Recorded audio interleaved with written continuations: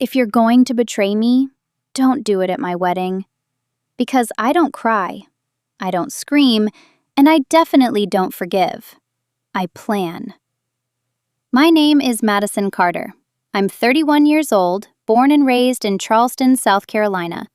And the woman who tried to humiliate me at my own wedding, her name was Brittany Collins, my maid of honor, my childhood best friend, and the woman secretly sleeping with my fiancé. I found out 3 weeks before the wedding, not because I was snooping, not because I was insecure, but because destiny has a funny way of exposing people when they get too confident. Ethan left his Apple Watch on the kitchen counter while he was in the shower. It kept lighting up with notifications. At first, I ignored it. Then I saw her name, Brittany, with a kiss emoji. Not a heart, a kiss. My stomach tightened, but I stayed calm. I picked up the watch and I read everything. After the wedding, it'll be easier. She suspects nothing. I can't wait until this is over. Our wedding was a temporary inconvenience. I didn't cry, I didn't confront him. Because when you confront liars, they rehearse. When you stay silent, they relax. And relaxed people make mistakes. That night, I laid next to Ethan while he slept peacefully. I watched the ceiling, and I made a decision. If Brittany wanted to be the bride, I would let her try, but she would do it in front of everyone. 2 weeks later, Brittany came over for final dress fittings. She hugged me tight, smiling wide. "You're going to be the most beautiful bride ever," she said. The irony almost made me laugh. Then she casually added, "I found my dress, too. It's bold, but you'll love it." Oh, I knew I would, because I already had a feeling. Women like Brittany don't just steal men. They steal moments, spotlights, attention. And the only way to truly expose someone like that is to give them exactly what they want. The morning of my wedding arrived. The venue overlooked the ocean. White chairs lined the aisle, soft roses everywhere. Everything looked like a Pinterest dream. I was calm. Too calm. My makeup artist kept saying, "You're the chillest bride I've ever worked with." If only she knew I wasn't nervous about getting married. I was excited about what was about to happen. 30 minutes before the ceremony, a white Mercedes pulled up. Guests turned. Whispers started. And then she stepped out. Brittany. In a long, fitted, lace-white gown. Not off-white, not blush, bridal white. With a small train. She knew exactly what she was doing. My cousin rushed to me. "Madison, do you want me to tell her to change? This is insane." I smiled. "No," I said softly. "Let her shine." Ethan saw her too. And the look on his face, that told me everything. Shock, excitement, fear. He didn't know what game she was playing. But I did, and I was 10 steps ahead. As the music began and guests took their seats, I signaled to the DJ. The giant screen behind the altar lit up. At first, it showed sweet photos of Ethan and me, our engagement, our vacations, our smiles. Then the slideshow glitched, and a screenshot appeared. Brittany. "After the wedding, it'll be easier." Gasps rippled through the crowd. Another screenshot. "She suspects nothing." Ethan turned pale. Brittany froze. Phones came out. Whispers grew louder. And I stepped forward in my gown, holding the microphone. "I always believed," I said calmly, "that if someone wants to act like the bride," I turned and looked directly at her, "they should be ready for the responsibilities that come with it." Silence. "I found out 3 weeks ago," I continued, "and instead of canceling everything, I decided to give you both what you wanted." I took Ethan's hand, walked him toward Brittany, and placed his hand in hers. "Congratulations," I said sweetly. "You don't have to wait until after the wedding anymore." The crowd erupted, but I wasn't done. Because what neither of them knew was that the officiant wasn't there for me and Ethan anymore. He was there for a different ceremony.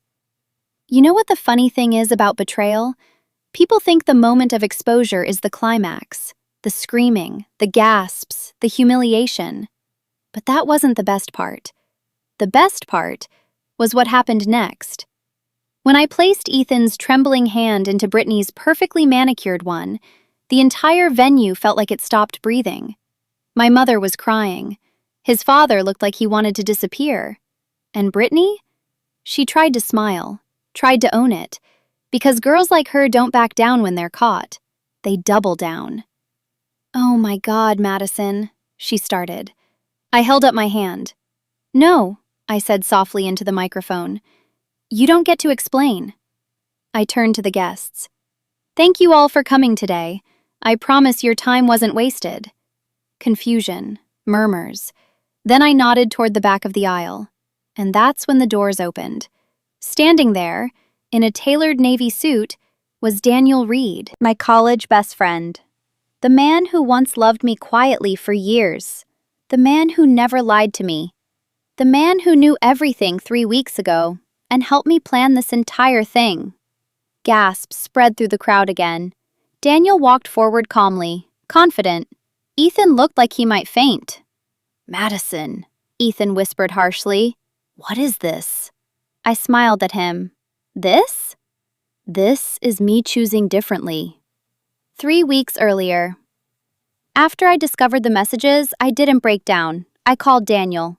Not because I needed comfort, but because I needed clarity. We met for coffee. I showed him everything. He didn't insult Ethan. He didn't call Brittany names. He just looked at me and said, "You deserve a partner, not a placeholder." That sentence changed something in me, because that's what I had been. A placeholder, a safe option, the respectable bride, while they waited for something easier. So I made it easier, for myself. Back at the altar, I took Daniel's hand. The officiant cleared his throat nervously. "Yes, well, as discussed." Murmurs exploded through the crowd. Ethan stepped forward. "You can't be serious." I looked at him calmly. "Oh, I'm very serious." Then I faced the guests again. 3 weeks ago, I found out my fiancé and my maid of honor were having an affair. Brittany's face flushed red. "So instead of canceling this beautiful venue, this catering, this celebration," I smiled, "I decided to still get married." Silence. "To someone who has loved me honestly for years." Daniel squeezed my hand gently, and for the first time that day, I felt emotion rising in my chest. Not rage, not revenge. Peace. Ethan laughed bitterly. "You're insane."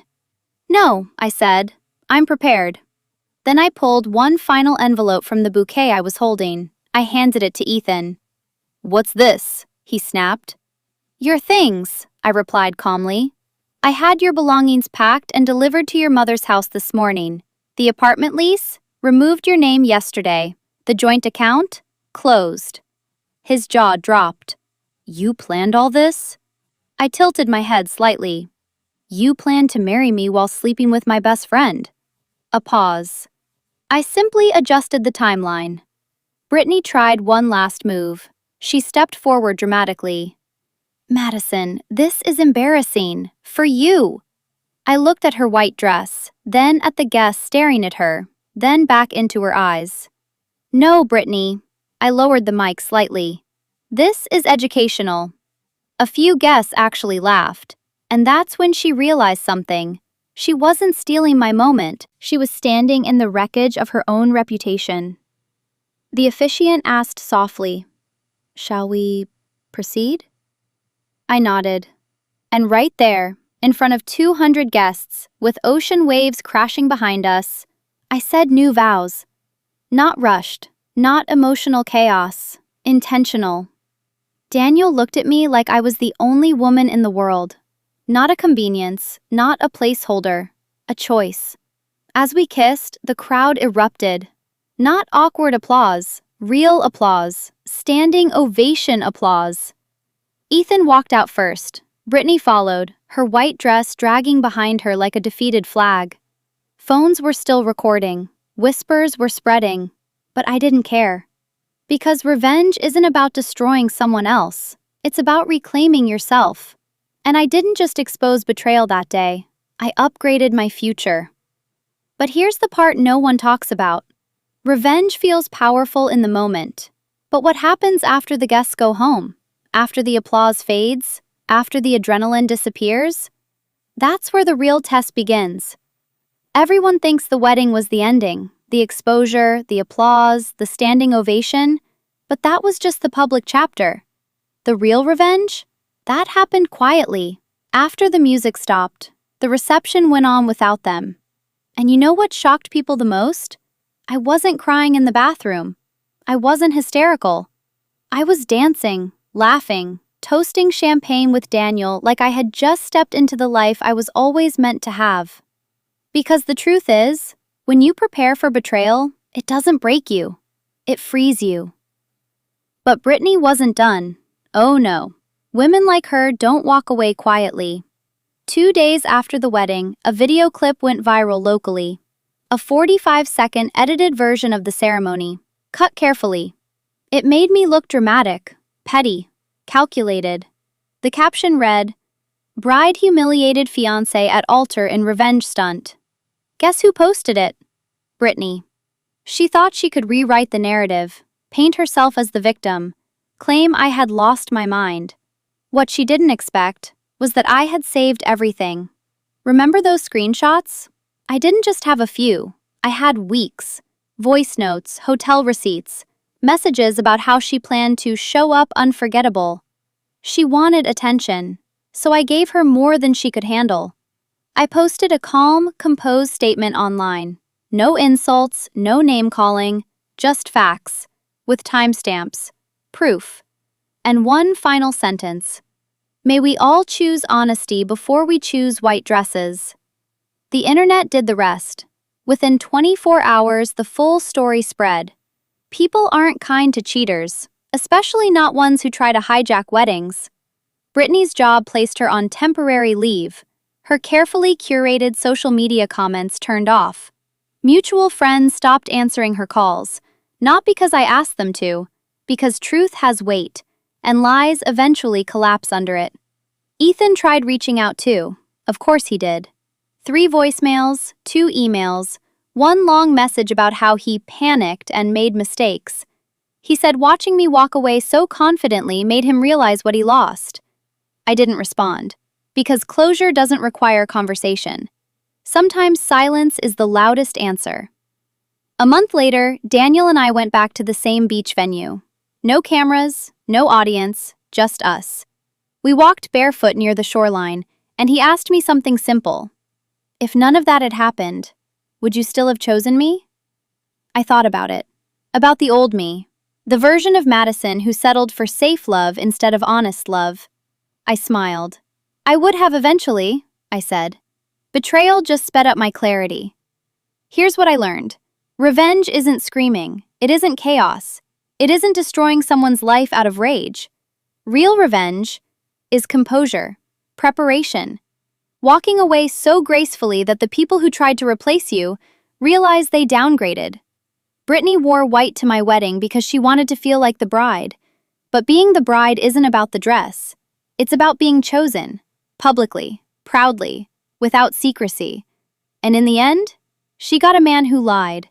I got a man who stood beside me when the truth exploded. Tell me, who really won? If there's one thing I want every woman listening to remember, it's this. When they think you don't know everything. When they think you're weak, prepare quietly. And when the moment comes, smile. Because the most powerful revenge is letting them expose themselves while you level up. End of story.